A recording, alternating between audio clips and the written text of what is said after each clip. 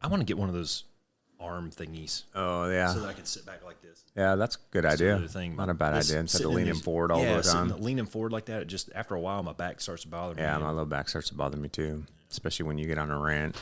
You got the OLD, man. Just joking. Copy shot. Roscoe, don't talk as much. I'm writing that down. Yeah, right. Cool, dude. 19, target south, 23,000. Big. 21, target north, move stack 36,000, 13,000. Bang. 40 scope, short skate, hot, right.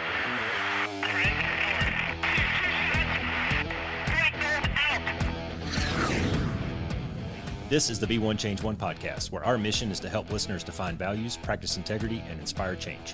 Our vision is to mentor men and empower them to achieve more by taking responsibility for shaping their own lives.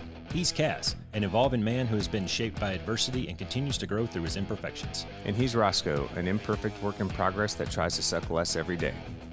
Between us, we have over 40 years of Air Force fighter pilot experience with countless hours as trainers, instructors, and mentors. Join us and learn to take responsibility for your own life as we dive into subjects from leadership to resilience to vulnerability.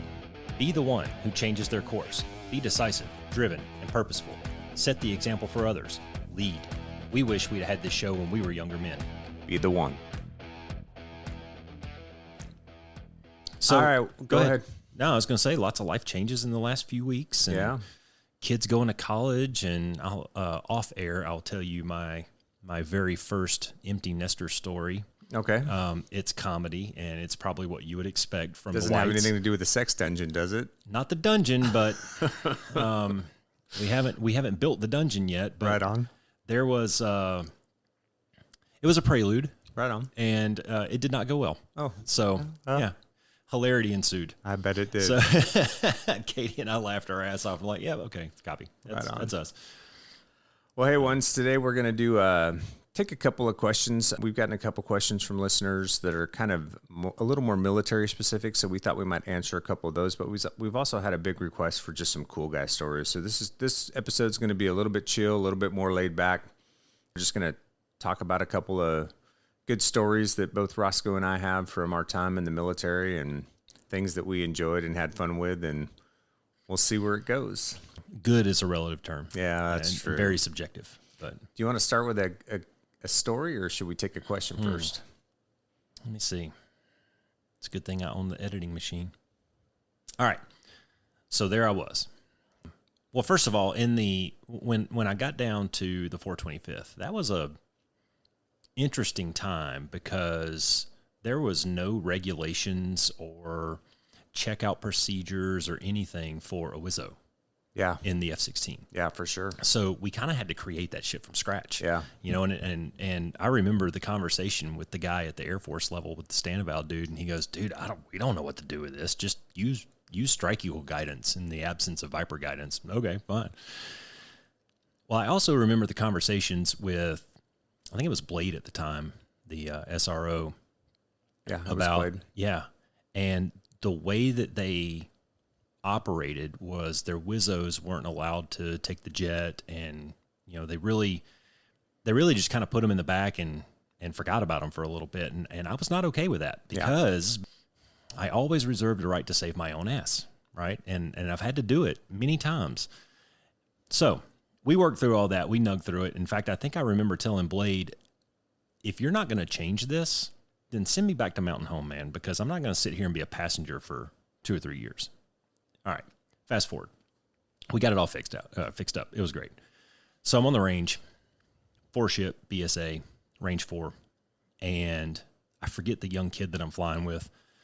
But, you know, they brief up all the coffin corners and they brief up how to find the final run and you know, you whip, you pop, you find the target, and everything's great. And, so and for those that don't know, BSA is basic surface attack. It's where we take guys up and we drop like 33-pound dummy blue bombs that have a smoke charge on them on a range that's scoreable. And there's a guy in a tower and he tells us how close we get to the bullseye. Yeah. Thank God for you, man, because I'm not a great storyteller when it comes to filling in the details like that. All right. So I'm flying with shit pants number 4, and we had briefed everything up. And you know, the first couple of passes, he's doing okay. And we're kind of hanging on. We're a little strung out, which is normal. Okay, fine. So he goes, I think we're doing 30 pops.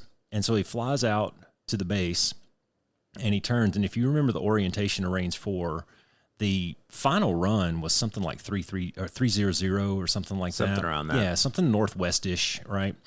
So he turns and he rolls out on about a heading of north. Hey, brother, where are you going? Oh, I go to the target, sir. No, you don't. And and so I took the jet and I got us back up and I was like, where do you think we are? Like, he was about to fly us out of the range. Was he really? Yeah. Yeah, he was, well, out of the airspace. Not only out of the range, but out of the north part of the airspace up there, wow. like in the freaking Interstate 8 or some shit. So it's just, you know, when we tell funny stories and stuff like that, a lot of it comes down to just details, you know, and this is one of the things that I impressed upon my kids getting ready to go off into the military. And I just sent one to ROTC and one to basic training. And I told them both, I was like, look, dude, your ability to succeed in this career field is going to come down to two things: your ability to follow simple instructions and your ability to have attention to detail. Yeah, that's it. That's it. You know, those two things, man. And as soon as, like, what's the old joke? And some spatial orientation in his case. Well, how do you know when you lost SA?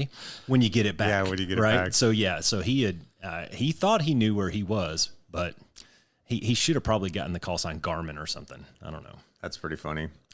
Yeah, along the BSA lines, I could. This is it was more of a leadership thing. It wasn't really a funny story on the range, but when I was the director of operations in the 308th in the nights, we had a class come through. Pretty good class, just a few open mouth breathers. It wasn't too bad. And we were in BSA, and I take a 4-ship out to the range, and number 2 was a captain. He had been a first assignment instructor pilot at pilot training, T-38s, and then got a Viper. Pretty good kid, solid hands, kind of quiet, but he was sharp. You know, he was a pretty good stick. And we go out on the range and we start slinging bombs. And man, he cannot find a wire to save his life. Like, he is just slinging shit all over the range. If I remember right, I think, you know, a third of his bombs were unscorable. Foul too. Yeah, and he's just all over the place. And I'm trying to give him direction we were in different jets. So, you know, I'm kind of in my turn after dropping, I'm looking over my shoulder and I'm like, oh, this doesn't look good, you know, and trying to give him what instruction I can. But we get back to the debrief and I start and we're going through it and he's just got this shit-eating grin from ear to ear, you know, and I know why, right? It's the first time he's ever dropped something off a jet. It's fucking cool. He's waited, you know, however many 5 years for this. Yeah. You know, and so he's super excited. He could care less how he did or, you know, but I can tell that he's kind of in this other zone right now, and I don't think he's really taken any of the instruction I'm trying to give him. There is something, too, when you hit a button and something falls off and shit blows up. Yeah. Like, that's cool. That's fun. Yeah. It is fun. And if you look at the website, I even say blowing shit up was fun. So about halfway through the debrief, I'm like, all right, let's take a break. I kick 3 and 4 out. We go out, and plus I needed another Jack and Coke. So I go to the bar, I get a Jack and Coke. We start coming back in, and 3 and 4 walk in, and I ask them, hey, guys, can you just give us a minute? So I sit number 2 down, and I look at this guy, and I go, okay, look, dude, I get it. You got this shit-eating grin on your face. You finally got to drop something off a jet, even though it's fucking 33 pounds, whatever. Like, I get it, man. This is fun. This is fun. Yeah. You're not fucking here for fun. I'm like, you cannot find a wire to save your life. You cannot execute a fucking pass to hit a goddamn thing. And I go, in 6 months from now, you could be downrange on a high angle strafe pass that actually fucking matters, that's going to save people's lives on the ground. Yeah. So I need you to wipe the shit-eating grin off your face. I need you to fucking pay attention. You're busting this ride. You're going to do it again. And I go, and I need you to figure out how to do this well. I go, because yes, this is fun, but we're not here for fun. Yeah. Your job in life is to break things and kill people. It's to turn things into hair, teeth, and eyeballs so that our boys come home. Pink mist. And I need you to get that through your fucking head. Yeah. And, you know, you and I have talked about this. There's something about this younger generation where that warrior mentality, like I felt like sometimes in the basic course at the end of my career, we spent more time trying to focus and teach how to develop and build that warrior mentality than we did how to fly the airplane correctly. It's attitude, man. And it's so much attitude. And some of the stuff we talk about on the podcast, right? Yeah. Like competition, how you compete, how you show up for work, the work that you put in, focus, attention to detail, like that, those things all have to come from somewhere inside of you if you want to propel yourself to that next level, right? It's not going to come from some external factor. And you've talked about that, right? We want it to come from here. That's right. You know, inside your heart, your chest, wherever, your soul, not from some external factor that's driving you, whether it's the accolades, I'm going to please mom and dad, or I'll get the hot girl if I do this, whatever the case may be. So, but the funny part about this story, because it hasn't been funny very much to this point, my bad, is that I told this guy at the end of the debrief, I go, all right, dude, here's the deal. He goes, I said, for the next 2 weeks, I want you to kill something every day. I don't care what it is. Smash a bug. I don't care if you step on a cockroach. I don't care if you swerve and hit a bunny on the way to work. Killing time does not count. I don't care if you sit on your back porch, drink a beer, and shoot pigeons off your back fence. I want you to find something every day, kill it, take a picture of it, and send it to me for the next 2 weeks. And he did. Tell me that made it into a doofer book Man. somewhere. Number 3, who was the other instructor, was just looking at me like, are you being serious? I'm like, I'm dead fucking serious. You know, I was just rereading this this paper. You know, I've been doing a lot of personal coaching for Caleb because he wants to grow up and be a fighter pilot. And he's got a great pedigree. If he were going through the B course right now, he's the kind of guy that you want. He's open to instruction. He's capable. He's intelligent, you know. But I think that there's still just a little bit more. You know, he's still a goofy kid. He's 18, whatever. He'll grow into it, okay? But I was rereading this paper the other day, just a couple of days ago, that I'm going to photocopy and I'm going to send to him in the mail. And it was written by one of our squadron weapons officers back in the day. And it talked about just fighter pilot mentality, fighter pilot attitude, right? And I remember there were kind of 3 main points. There's knowledge, right? We have to have an encyclopedic knowledge of thousands of pages of shit, regulations, whether it's just operating the aircraft. And for the listeners, imagine your owner's manual for your car. Maybe you own a newer car that's kind of got a whole bunch of bells and whistles in it. Imagine that. But I'll give you, okay, for the F-35, the manual, the unclassified manual, is 2,600 pages. Yeah. And there's a whole nother volume of that. And that's just cranking the engines and knowing what the bells and whistles are supposed to mean, right? And then there's all the tactics, and then there's the weapons, and there's all this stuff. And then there's the instrument flying rules and the visual flying rules and all that stuff that you just have to know, right? So knowledge is a big piece. And that comes from your brain. Then there's pride. Pride in what you do. The desire to do well around your peers. Remember that famous Robin Olds quote about fighter pilot and attitude and all this, and that pride, and that when you walk into the room, that swagger, you know, and that drive, that motivation that makes you want to do well and stay in the books and maybe have a little bit better knowledge than the other guy and work on your capabilities. Like you told the story, you practice in your radar mech and all that stuff. And that all comes from your heart, from your soul, right? But then there's that third element, and that's the aggressiveness, and that comes from your balls, all right? And you have to be aggressive. You can't just be sitting there laughing about, ooh, I dropped a little blue bomb. Dude, all right, when I was downrange in 2008, we were flying out of Bagram, doing the JOB, saving good guys, killing bad guys. And there was a sign hung up on our life support door as we walked out to the flight line, and it said, the mission is an 18-year-old with a rifle. And you have to keep that in the back of your mind. Yes, okay, I'll give you this, man. Everything that we do was cool. It was fun to fly fast and pull G's and go upside down and, you know, make little puffs of smoke on the ground on the target on range 4. That's all fun and games. But when you walk out the door and you realize that the mission is an 18-year-old down there that's getting his ass shot off by some bad guys, and then there was another sign on the ops room door that said, danger close, don't fucking miss. That shit comes from your balls, right? And you put all 3 of those together, and that's where we come up with this fighter pilot attitude, this fighter pilot mindset that we talk about.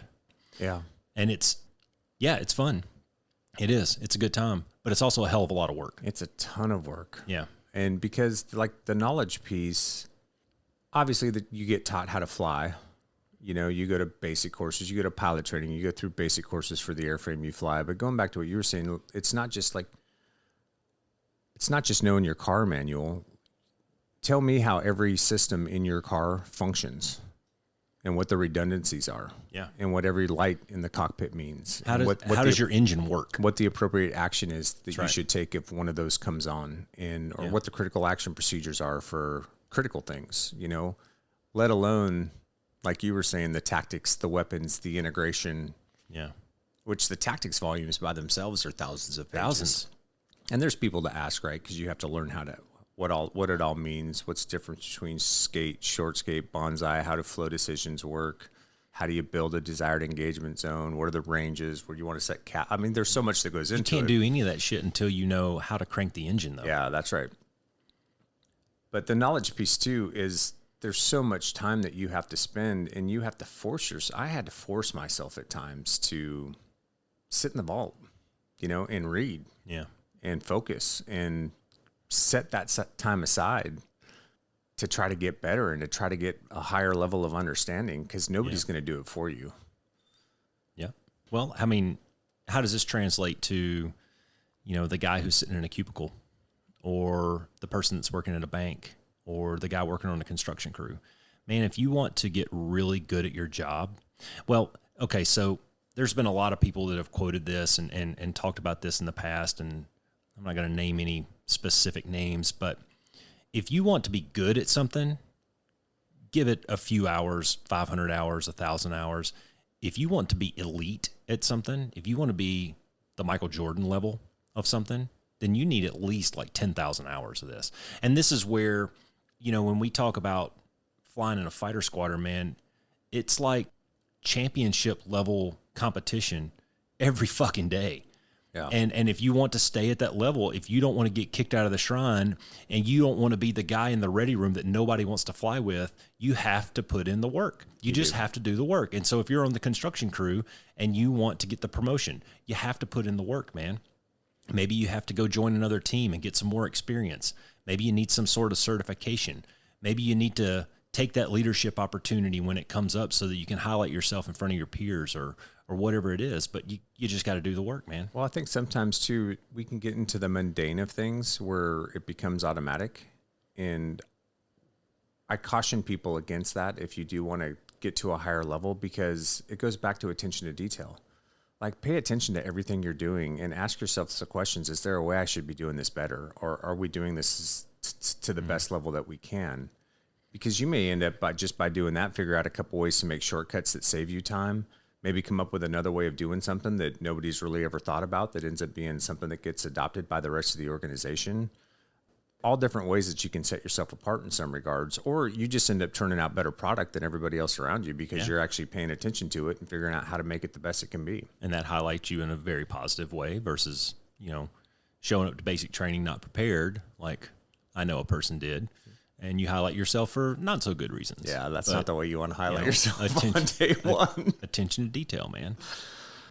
Gosh, as you were talking, something was coming to my mind, and I couldn't write it down fast enough, and I can't remember. It'll come to me. What? Okay. Squirrel. Well, let's go to a question. One of the questions that I got from a guy was, like, do fighter pilots or pilots in general ever get airsick?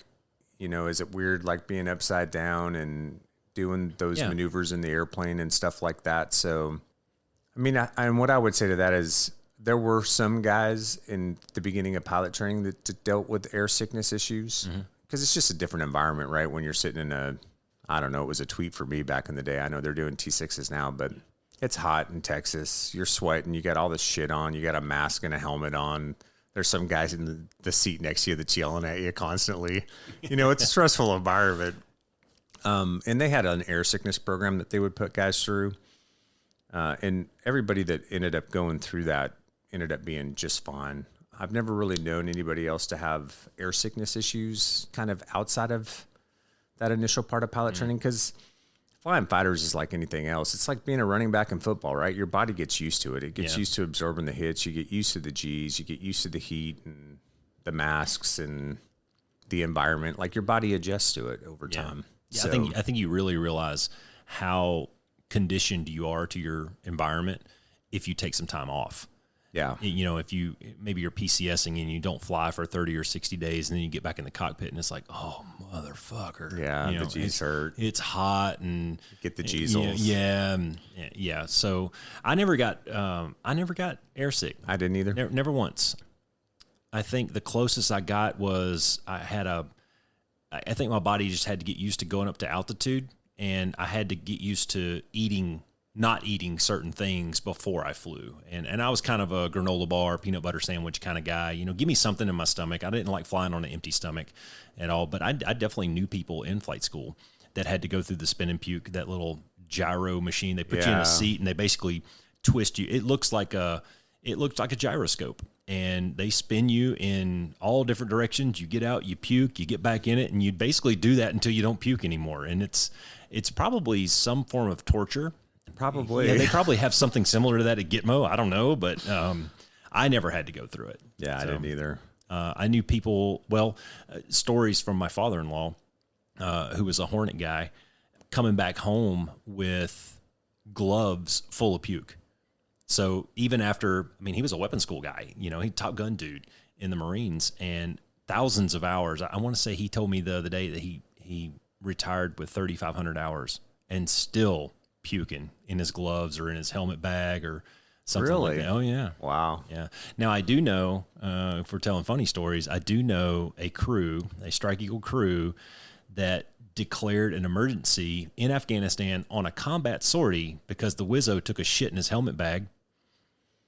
On a combat sortie. Somehow he got unstrapped, got his flight suit off, and took a shit in his helmet bag because he had to go so bad. And the pilot couldn't take it anymore, so they declared an emergency and came back to Bagram. That's the worst. Yeah, aborted a combat sortie for a physiological incident. Yeah, you never live those things down. Yeah.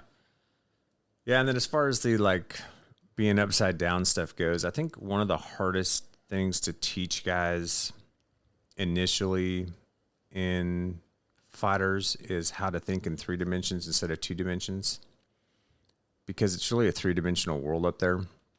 And when you figure out how to fight in 3 dimensions, you become more effective. And so what I would say to that question is there really isn't an up, down, left, right. It's just, where the fuck do I need to put the nose to kill the next thing I need to kill?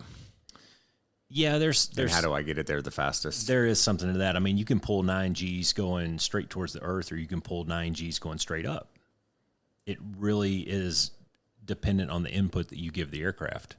3 dimensions was hard enough, but really, when you think about it, we operate more in 4 dimensions because we add time. True. Everything that we do is time-based, from showing up in the morning to making the brief on time to stepping to the jet on time. Start, taxi, take off, all that stuff, everything, hit your target on time. Everything is time-based. And really, that was one of the hardest things for me to get my mind around. You know, I remember learning in grade school. I remember learning base 10, base 8, base 2, all these mathematical things.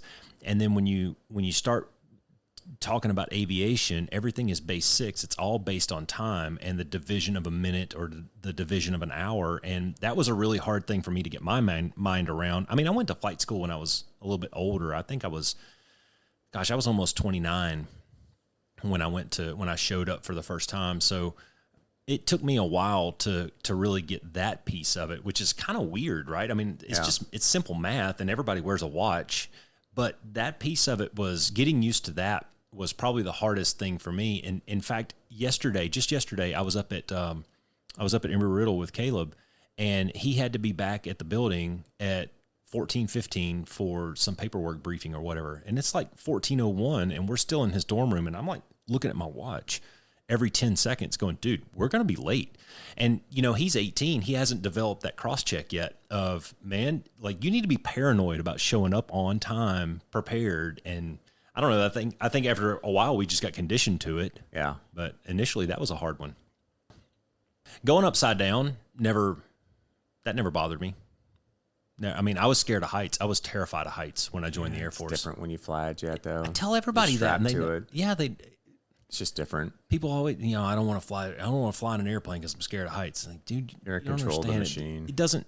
It's, it's it not doesn't like that. even it doesn't even translate. And honestly, the Air Force broke me from being scared of heights. When I was 17, maybe, I went with my family down to Fort Walton Beach, Florida, for a 4th of July weekend. And I remember they were putting on this big fireworks extravaganza over the bay out there, whatever the name of the bay is. And we all went up to the 6th floor of the hotel, and we're standing out on the balcony. And I was like up against the door. I wouldn't get out near the railing where the rest of the family was. I was terrified being up that high and open breezeway on the outside. When I joined the Air Force, I remember I got through basic training, got to Shepherd for my training, for my maintenance training, and we're going through the first portion of the training block. It's called fundamentals, fundies.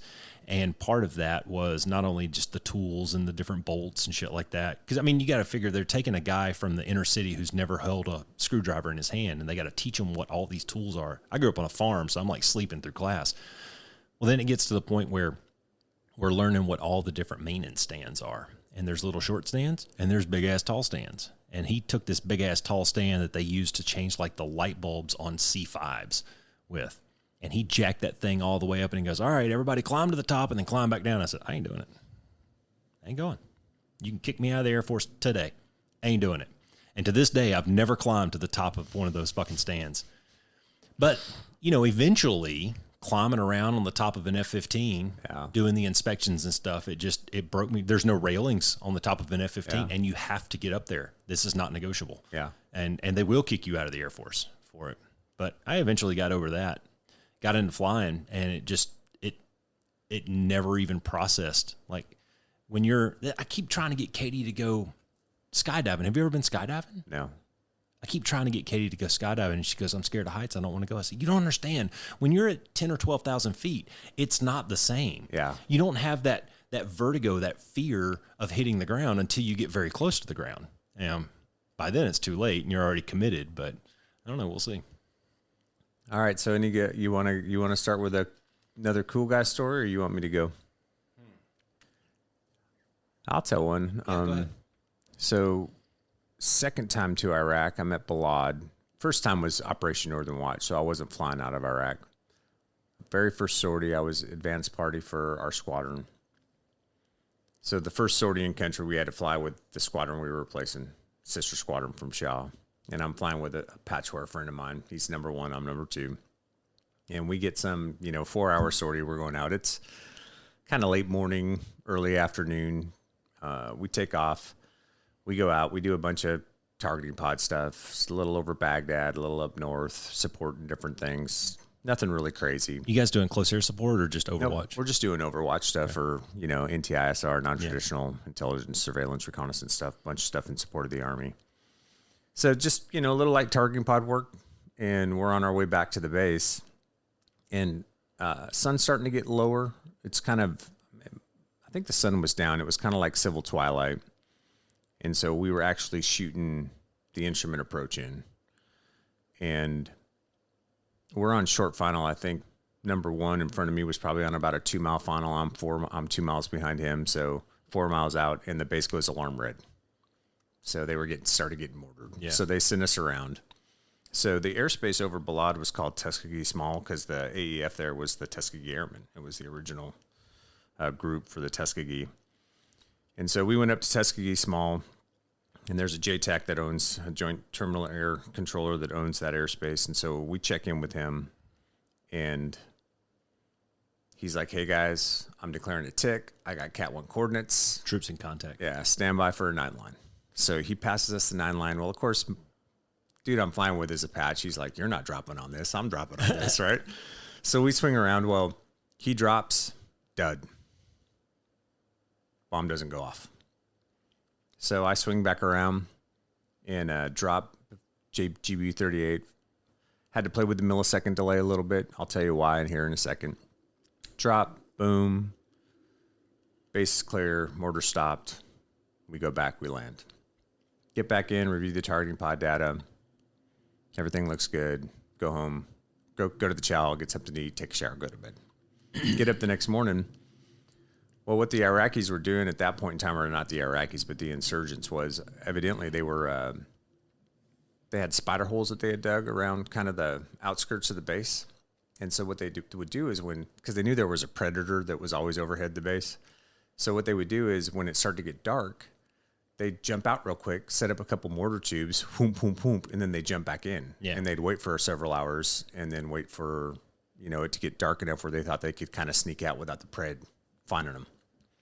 What they didn't know is we had a tipsy radar on the base. They, based on the trajectory of the mortar shells, could generate Cat 1 coordinates from the origin point. Oh. And so when I dropped the 38, I dropped it with a 5 millisecond delay. So we were delaying the bomb a little bit so it would bury. Get into the holes. Kill anything that might be in the hole, right? So security forces goes back out there the next day and, inspects the crater and finds a bunch of body parts and stuff in there. So we knew we had gotten them. But that was my first sortie flying out of Blot Air Base. Wow. Yeah, ours weren't. We got to Bagram that one year in August, and it was still too hot, really. Like nothing was going on because it's so fucking hot over there. And then about October, I think, is when it really started to kind of pick up for us. We got busy. Like we were going out. Our standard loadout was 3 GBU-38s, which are 500-pound GPS guided bombs.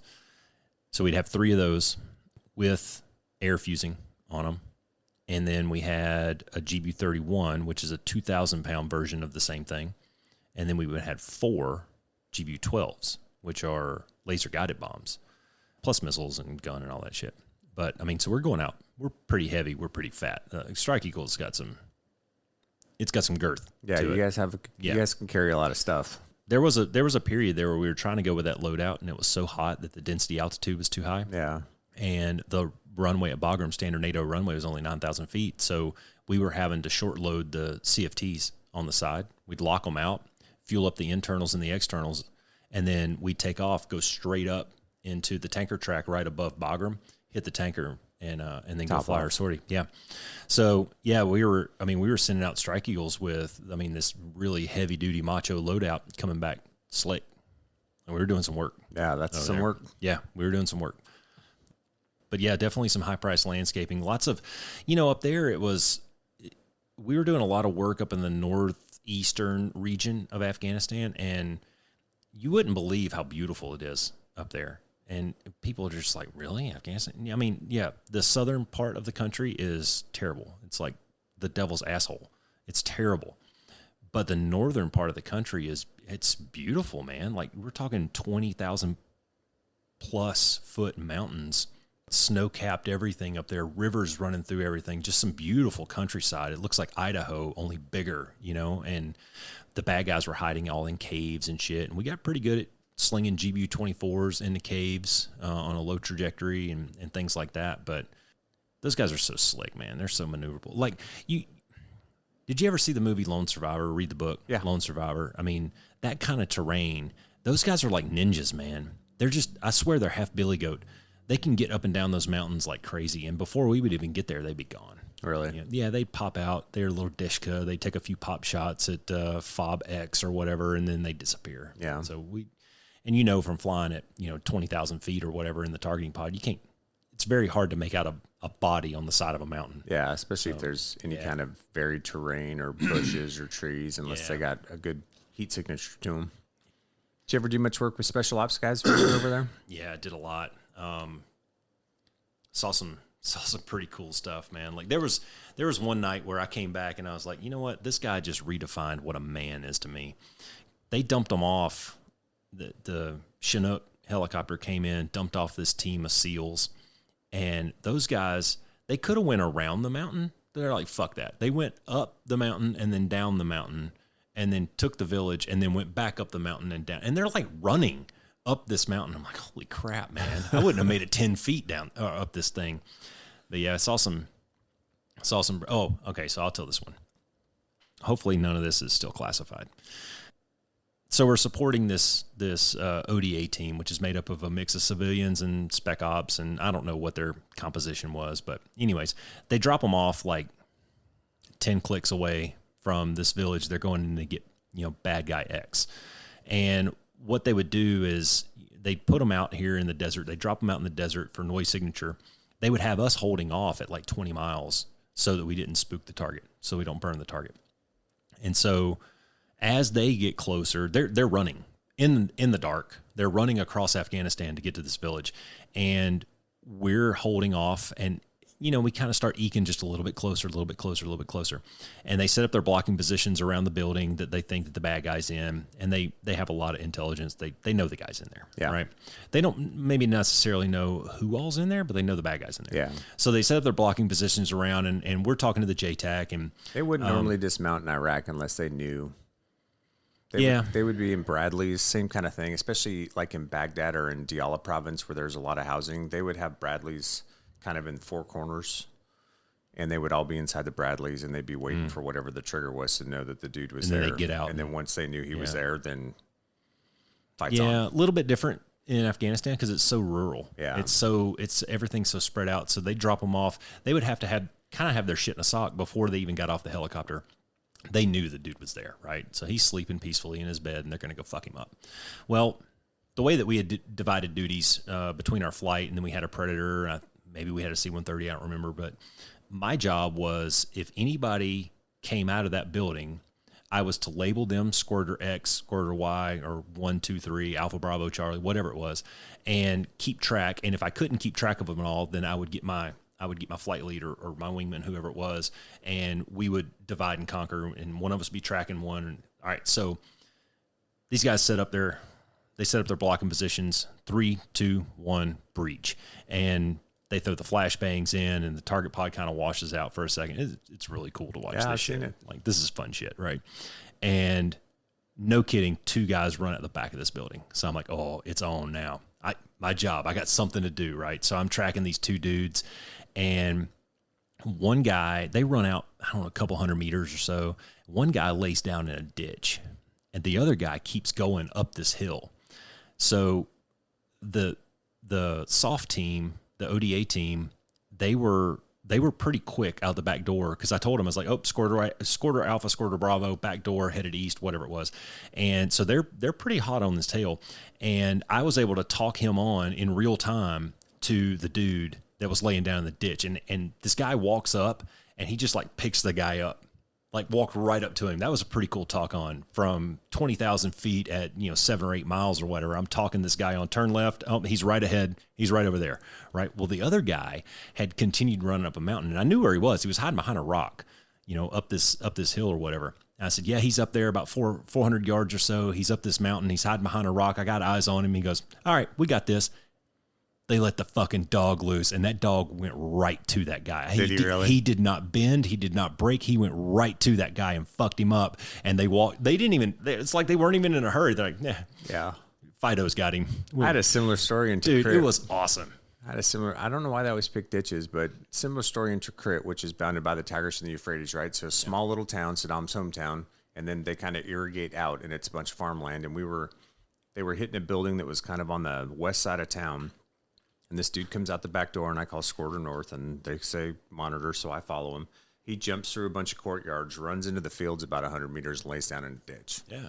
Well, if I can't see them, they can't see me, yeah, right? I take a 5-man team out there. They have me Sparkle, which is the targeting pod that we had an infrared pointer, so it'll illuminate a spot on the ground roughly where the guy is with his MBGs on.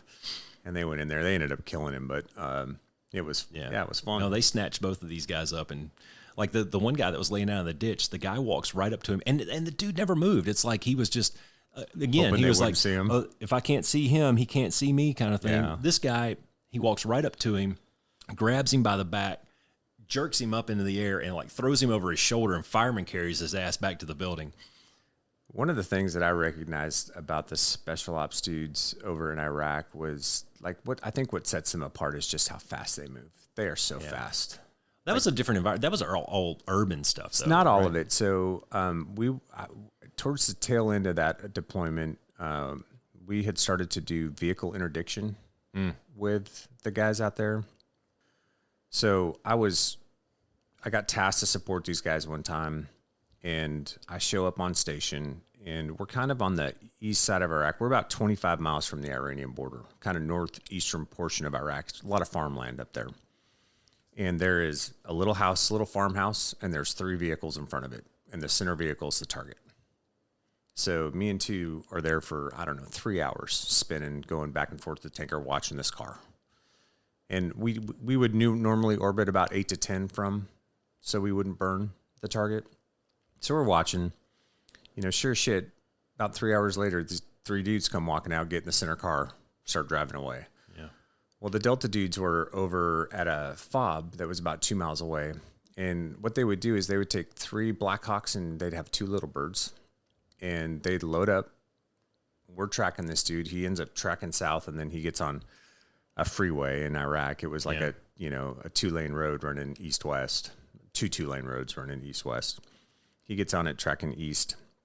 And so I'm updating them. I'm passing them coordinates. They load up into the helicopters. Helicopters are inbound. Once they get within a mile, the little birds would let us know. Their call sign was always varmint, and they were FACs. So once they were within a mile, varmint was the FAC. They owned our bombs, and they had rockets and pods, rocket pods and guns. And then the Blackhawks would come in, and they must have flown like a some kind of low profile signature thing, because these guys were always surprised somehow that they showed up. Those dudes come in so fast, too. They do. They would come in, and they would peel off, and you'd basically get, one would peel to kind of parallel the car on one side. The other one would kind of swing around and be about, 45 to 30 off on the other side. And then one would come in and swing just behind. And the one that would come along the vehicle, the door gunner would actually take the minigun and he'd shoot a burst across the road to get him to pull over. And if they wouldn't pull over, then he just shot the engine block like out. a warning shot. Yeah. So, but what was amazing about this whole thing was he takes this shot across the front of the car. They're doing, 60 miles an hour on this little highway. Car swerves. By the time the dude pulls over to the side of the road, all 3 of the Blackhawks had gone into a low hover, and you had 30 dudes, in a half moon shaped circle moving in on this car that could all kill you 5 different ways with a fucking Dixie cup if they wanted to. And they would get there, they'd pull the dudes out. The whole thing would take like 3 minutes, maybe 5 minutes. They'd get to the car, they'd pull the guys out. A Blackhawk would land. They'd load them up. The other 2 would come in. You got the varmints swarming overhead real close, scaring anything off. Then you got us overhead with the bigger bombs if you need any other help. They'd usually light the vehicle off with like an incendiary grenade or something like that. Every once in a while, they'd let us drop on them if it was far enough away from population. But, it was just cool to watch how fast those guys move. Well, we've kind of talked a little bit about how much we practice our tactics and what it takes to operate at that level. Like, dude, if the shit really goes down and we have to go to war with a big, somebody who has a big air force, and it's going to be, no kidding, an air war, like Iraq and Afghanistan, we're not really air wars. Lame. Yeah. But if we go to war with somebody who's got a legitimate air force, that's when we're going to be the ones writing the headlines versus some of these other guys in the past, 20 years who have done some of that stuff up close and personal. Yeah. And we practice that stuff over and over and over. And it's down to you flew 349 knots. I need you to fly 350. It's that level of detail. Those guys are doing the same things. Yeah. This is elite level performance and just a different version of it. To watch those guys, it's so surgical. To watch those guys, they know exactly where they're going.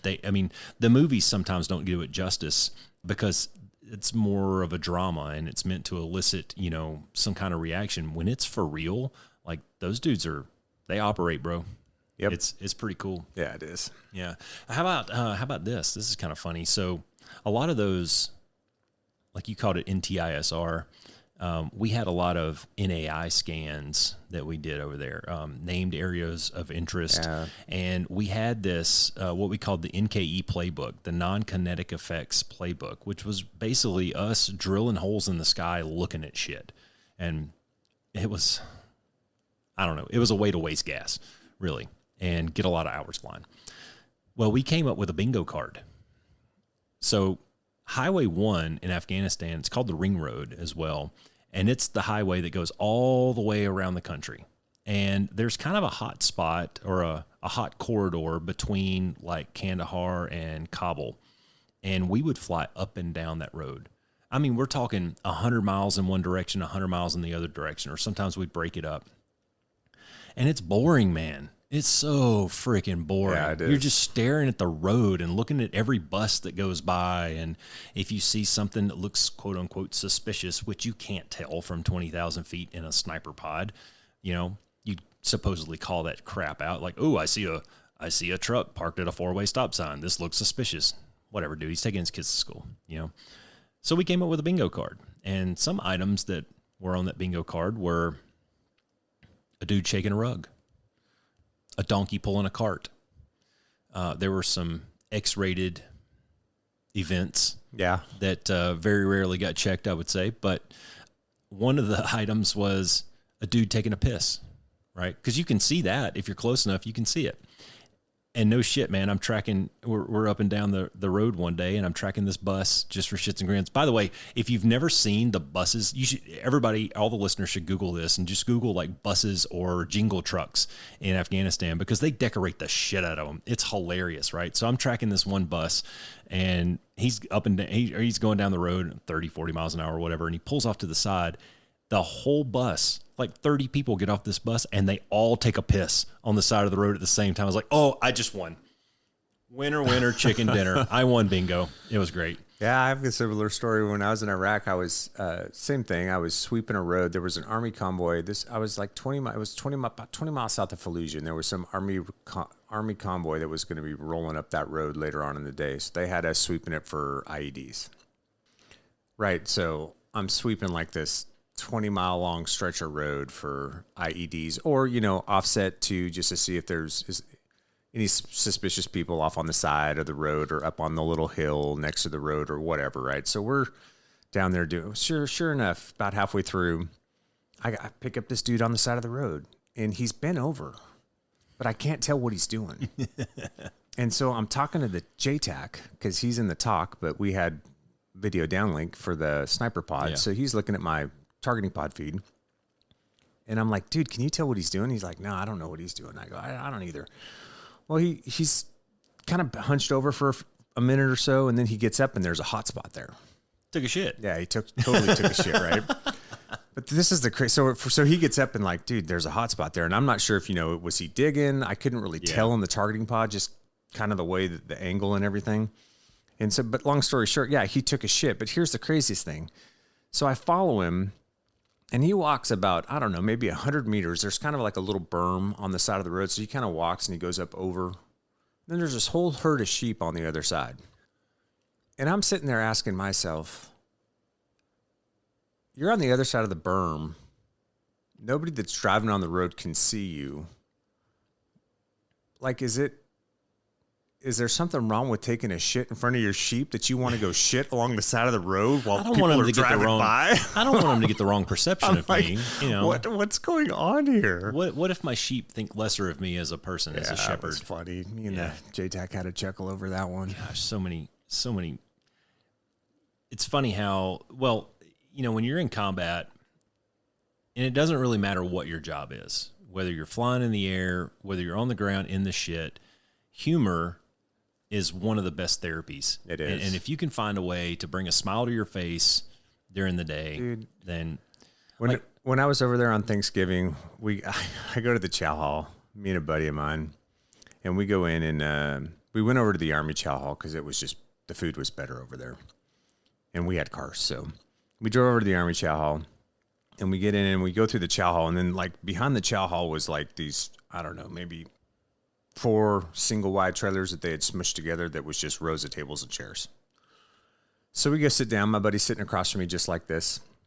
We're starting to eat. I have these 2 big guys with their Army PT gear on sitting on either side of me. And the fucking klaxon goes off, right? So what do you do in the chow hall when the klaxon goes off? You're supposed to dive under the table, right?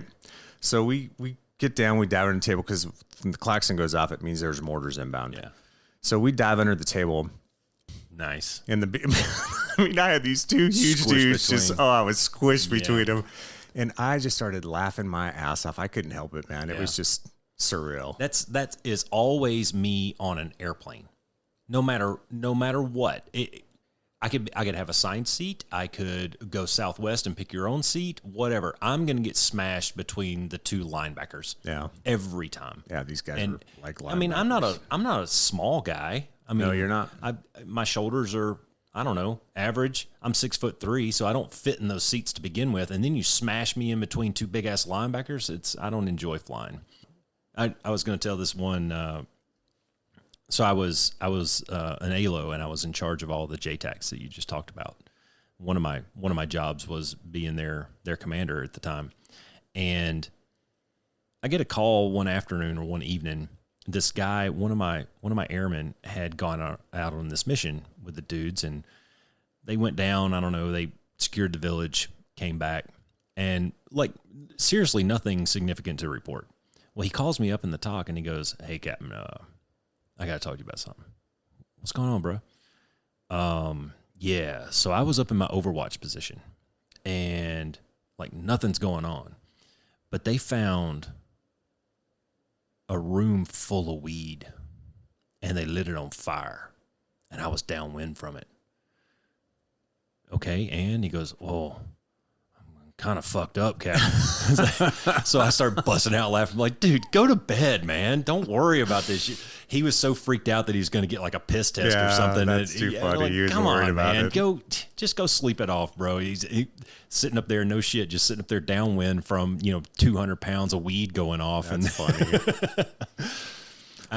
Go ahead. Yeah, no, I was just going to say one other question we got from a guy was thinking about going rotary wing. Why can't I say rotary? Rotary wing. It's a hard word. And wanted to know, maybe what branch would be the best to pursue if you wanted to go down that kind of career path. The first thing I would say is if you want to fly something that has to beat the air into submission, then I don't want to be your friend, but yeah, you should study physics and then end up flying fixed wing. Just joking. But my suggestion would be there's not a lot of rotary wing in the Air Force. I think for the most part it's basically down to the AFSOC guys, the PJs and the Jollies and stuff like that for the pararescue stuff. The Navy does have some on BOATs, but I don't know that flying ship to ship is a lot of fun. I mean, really, if you want to do something, your Army's probably going to be the best bet because they have the most rotary wing aircraft. I think it depends on what you want to do, though. You know what? Agreed. Luckily, every service has some form of rotary wing. Your opportunities are going to be platform. Greatest in the Army, though. Yeah, so every service have some version of rotary wing platform. Coast Guard has a pretty cool mission. Oh, Coast Guard, yeah, I didn't think about that. Yeah, Coast Guard has a pretty cool mission when you're talking about doing search and rescue out in the ocean, and they have nice helicopters too. Yeah, some of the stuff that they do from the beach, and I mean, everywhere you're going to get stationed in the Coast Guard is going to be pretty awesome. Yeah, man. no doubt. You're on the water. Coast. Yeah, you're on the water everywhere. I've seen some YouTube videos of some really cool rescues up in Alaska and stuff like that. The Army's obviously got the Apaches, which are, I mean, that's probably the top. Yeah. The top of the food chain in the rotary world anyways. They have a ton of heavy lift ones too. Yeah, but I mean, if you want to break shit and kill people and really fly, I understand. I mean, if you want to do tactical stuff. Yeah, if you want to get down and get gritty and blow shit up, man, the Apache's probably, that thing is, holy crap, dude. I've seen that thing like do guys some up in work. Iraq. Oh, that is a thing of beauty when those guys go in, and they would do this. So they would escort our air assaults in every now and then. They would do this tactic they call goal posting, and they would basically get on either side and they just sit there at 1,000 meters from the target with their shit locked on, and when the dudes go in, if anything popped off, it's and I mean, they got 30 millimeter on there, and then they got the 50 cals and rocket pods, and I'm like, holy, shooting hellfires off of the thing. Yeah, I was in Iraq one night, death machine, and I was doing NAI basically for the green zone, and I see these 3 dudes across the river from the green zone, and they look like they're setting up mortar tubes. So I'm talking to the JTAC. They had Apache come around. He fucked all 3 of those guys up in a heartbeat, man. It was just that, and like I just see all these sparks and stuff going off, and I see body parts flying everywhere. When that like, 30 cal goes off, it's like thump, thump, thump. Those guys were toast. We had a dude. We had a couple of guys that were planning an IED, and my JTAC had been watching them for hours. He knew what they were doing. He was watching them through the RAID camera, which was a color, like high definition 4K camera on the blimp that was above our fob. So he's watching these guys, and he knew what they were doing, and he finally gets to where he's going to call in the airstrike on these dudes, and he was waiting for them to walk away from the populated area and get kind of out into the fields and whatnot, and then he was going to go fuck them up, and then we would go dismantle the IED, whatever. These guys go out there, so he calls in a 2-ship of Apaches, and the first guy goes down pretty quick. Like, they got him. All right, he's done. He's expired. The second dude runs to, in a previous episode, I told you kind of about the grape huts and the story where I got hit in the head with the AK round. He runs, there's a series of these things that are spread out through these fields, and he's just going from hut to hut to hut. And he ends up kind of bedding down in one of them. I think they had probably nicked him or something. But these grape huts don't have roofs on them, so they're open air, right? And the Apache's kind of standing off, and they would swing around to where they could see him hiding in the corner, and they'd thump, thump, thump, and then he'd run to another corner. And he must have done this for like 30 minutes. He Winchestered 2 Apaches and lived. Wow. Yeah. Now, I don't know what the rest of his life was as far as quality of life. He might not have been able to walk, but he did. He Winchestered 2 Apaches. Holy cow. And somehow walked away from it. Good on him. Yeah, I said, you know what? Today's not your day, brother. Yeah, well played. That's it.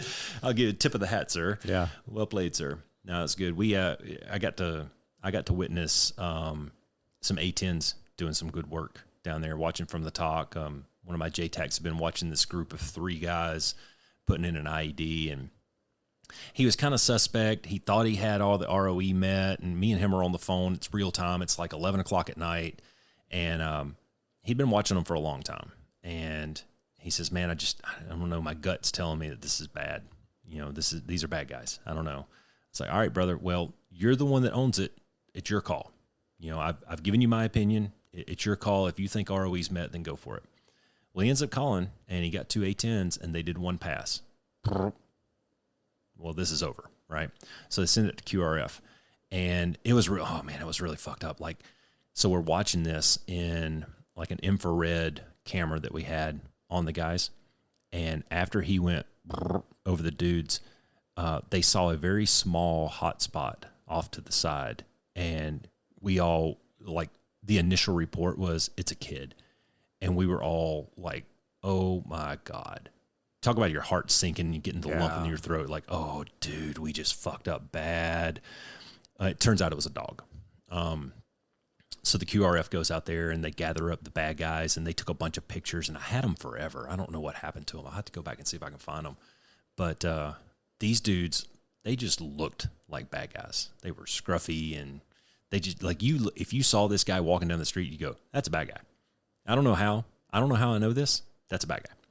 But the shit they brought back, they had AKs, they had all kinds of IED making material, and this twin flex wire that they were using, and batteries and pressure plates that were already made, and all they were lacking was the explosives. And that's how they would do these things, is they would like phase it, right? So one crew would go out there and dig a hole, and then maybe a few hours later, the next guys would go out and lay the pressure plates in the hole. And then the next guys would come out there, like the electrician dudes would come out there and wire everything up, you know? And then finally, the last guy comes out there and plants the explosives. And there's like a ringleader who's kind of coordinating all this stuff. And that was the guy that we really wanted to get. We didn't care about these. One of my JTACs had him. He had a whiteboard over by his desk. And I remember sitting down with him, and he goes, all right, so these are my $5 guys. I don't really care about them. And these are my $10 guys, you know, moving up this hierarchy, and goes, this guy, that's my $100 guy. I want that guy, right? So they brought all this shit back, all right? Well, my sergeant, he goes to bed, got off his shift, he went to bed, and he came back into the talk the next day, and there's a garbage bag full of shit sitting in his chair, and he goes, what the fuck is all this stuff? And he goes, oh, that's all your swag, man. You ended the thing, so we're giving it all to you. And, you know, he threw half of it away and everything, but he pulled out this pickaxe and an AK out of the thing, and we made a plaque out of some plywood, and we put those things in a cross like this. Nice. And with the mags for the AK underneath, and then we branded our we were the Heartless JTACs down there, was our call sign, Heartless. And so we etched that in, and we all signed it and everything. And when we went to Kandahar, when we rotated out a couple of months later, we took it over to the A-10 squadron and hung it up in their bar. Oh, that's cool. Yeah, it was pretty badass. That's cool. Yeah. Tell little war stories all day, man. Yeah, me too, brother. That's good. What else you got? That's it. I think we could probably wrap it up there for today, unless you got another story you want to tell. No, I that's know we endless. could go all day long. That's all right, endless. guys. Well, we hope you guys enjoyed this one. We just wanted to keep it light, tell a few stories, answer a couple questions. You guys go out there, do good work. We'll talk to you soon. Parting shots? Be the one. Be the one. Thanks for flying with the Be One Change One podcast. If you got something out of this show, then be the one and share it in your circles of influence. You can be our wingman through our website at www.b1change1.com. That's B and the number 1, change and the number 1.com. We invite you to be the one and join our fighter squadron on social media at B1Change1 on Facebook, YouTube, and Twitter. You can follow us at Paul Roscoe White on Facebook, Instagram, and LinkedIn, as well as Roscoe's website, www.paulroscoewhite.com. You can email us from the website, and please leave comments, share, and ask questions, or leave ideas of things you would like to discuss on future podcasts. Most importantly, be the one that helps us win the algorithm by leaving a review on whatever platform you're listening on. Thanks for joining. Until next time, be the one.